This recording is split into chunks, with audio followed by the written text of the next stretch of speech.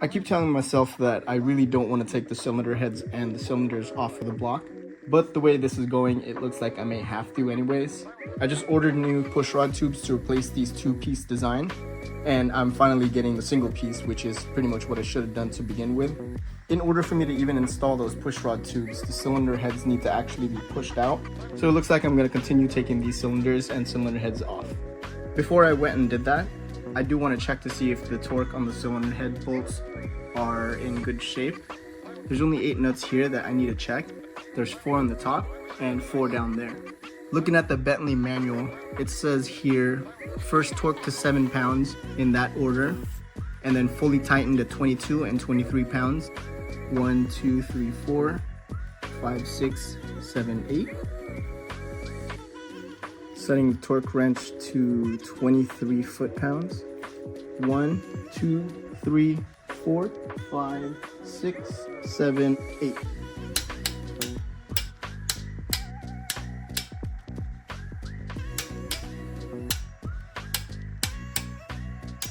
So out of all 8 of these nuts,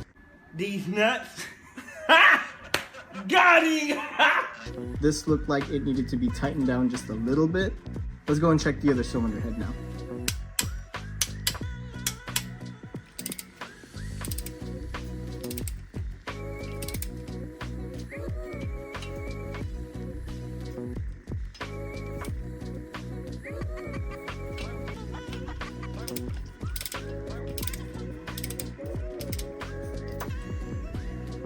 Bad news. I think this one may be stripped.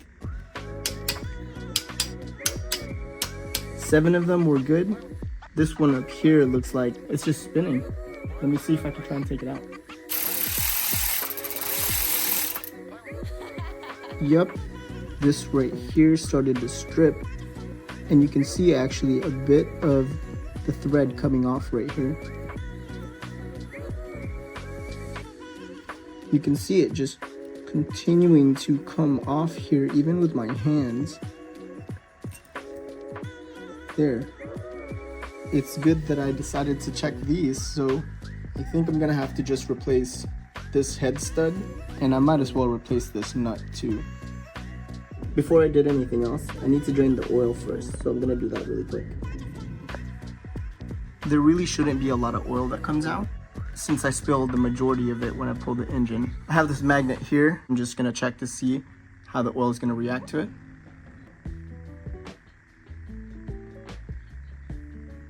Nothing at all. Feels like I'm wearing nothing at all. Nothing at all. Nothing at all. Okay, oil is drained. Now I'm gonna take these off.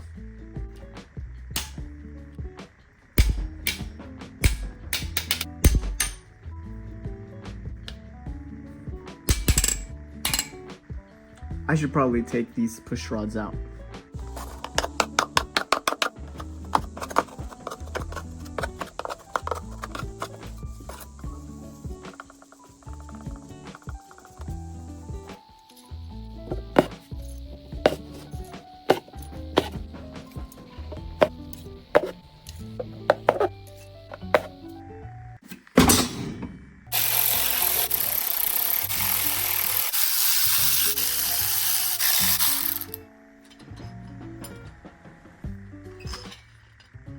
Well, this whole thing came off. Don't forget the washers that are there.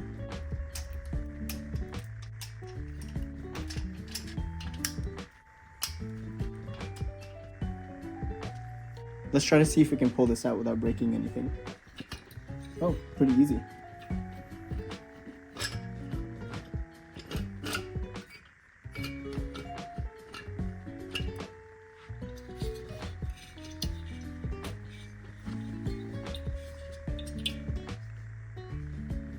And there we have it.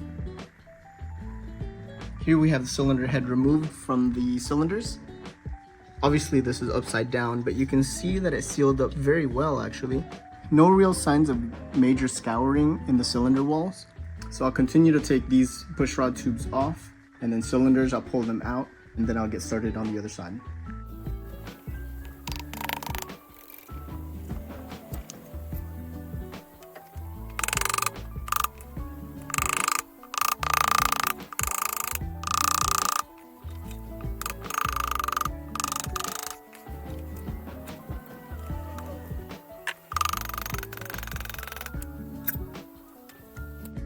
Okay, I have both sides now removed. I didn't bother recording pulling this side out because cylinder 3 and 4 is pretty much identical as removing cylinder 1 and 2.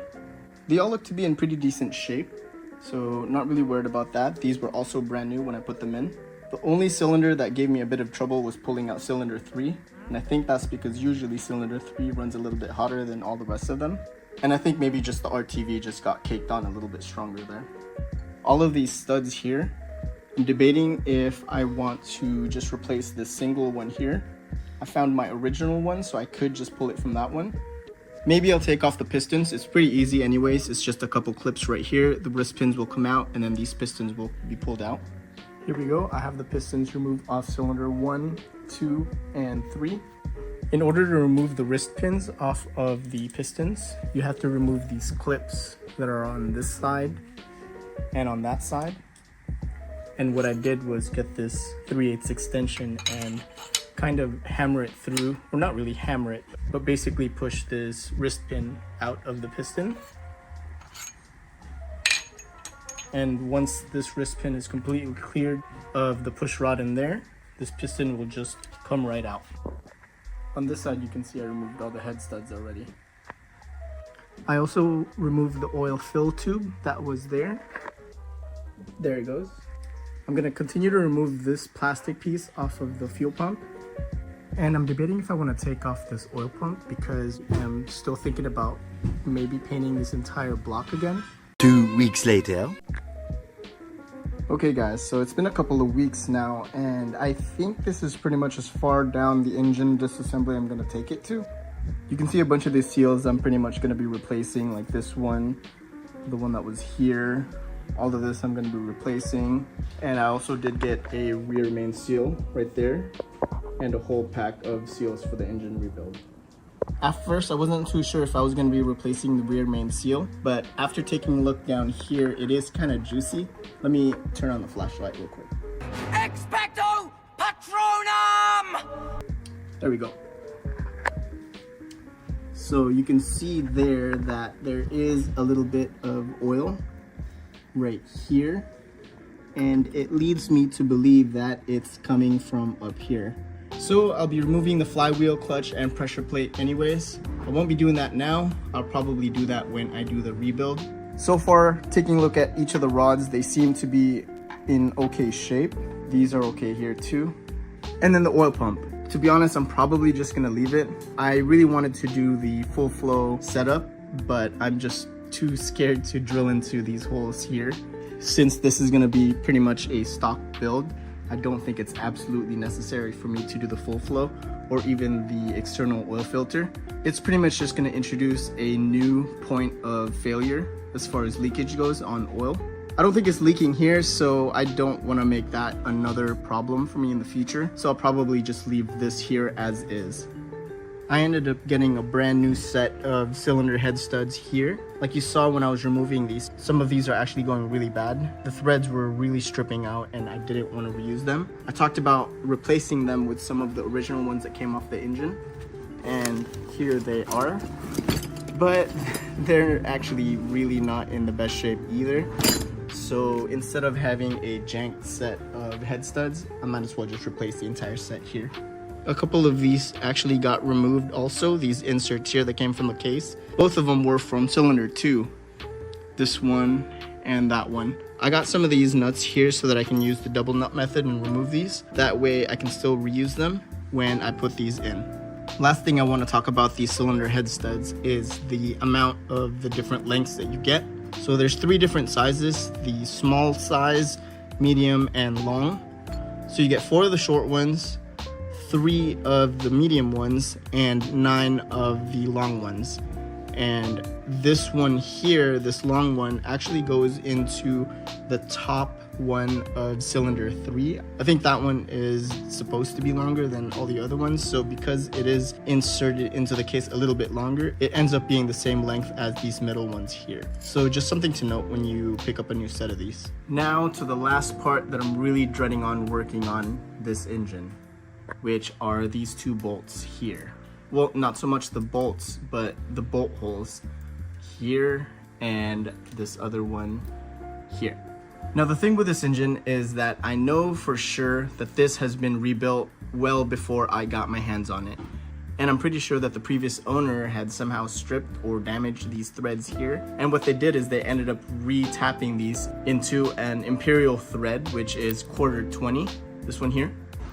These, I believe, are supposed to have been M6s. And so when the previous builder of this re-tapped it, they unfortunately didn't go all the way through, which is kind of dumb because I can never get these to tighten to keep the whole fan shroud secure.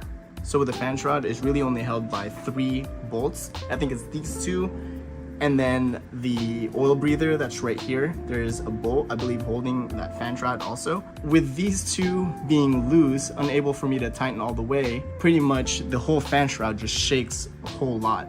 And I think that's where the majority of the engine vibration I'm getting. So before rebuilding this engine, I really have to sort these 2 holes out. You can see this is the quarter 20 bolt here, and it threads in and out kind of okay, I guess, but you can see when I put it in, let me see, there, the first few threads are already bad. You can see that just going in like nothing, and then it starts to thread, and if I keep going, there, that's pretty much as far back down it goes. Anyways, taking that out. And I am gonna use this M6 that I have here. And you can see how far down it goes. And then stops there. And then it starts to thread in on the original old thread that was there before, because the previous owner just didn't bother threading all the way down. And the way to fix that is this here. So I picked this up. This is a threaded insert set that I got from Amazon, and it comes with this drill bit. Not sure exactly what size it is. I'll probably link it in the description. So what I'm supposed to do is drill into these holes just as far down as I can without drilling into the block, and same thing here. Once that's drilled out, I then use this tap to create new threads in there on both sides. I've never done this before. I've seen it done, but I mean, it looks easy enough, but looks can be deceiving, and I really don't want to mess this up. Once you create new threads, I'll be able to use this little tool here with the inserts and put those inserts in here through the new threads that I created. The inside diameter of these threads are going to be M6s. Once these are in there, I will then be able to use the M6 and hold down the fan shroud properly. That is going to be pretty much the last thing I want to go over on this video. The purpose of this video was basically just to show how to disassemble the engine down to the block. I was really tempted on splitting the case, but I think if I did that, that's just gonna make my life a lot more complicated than it has to. Everything else seems to be working all right. I just have to replace a bunch of the seals, clean up some of the threads on the nuts and bolts and everything, and I think this engine should be okay. And if you haven't noticed, I am definitely not a professional. I learn everything on YouTube. I learn from forums and everything, and if you guys see anything that I'm doing weird or something that can be done a little bit easier, faster, or more efficient, please feel free to comment or hit me up with some advice, and that would be greatly appreciated. And I am excited to get this engine running very soon.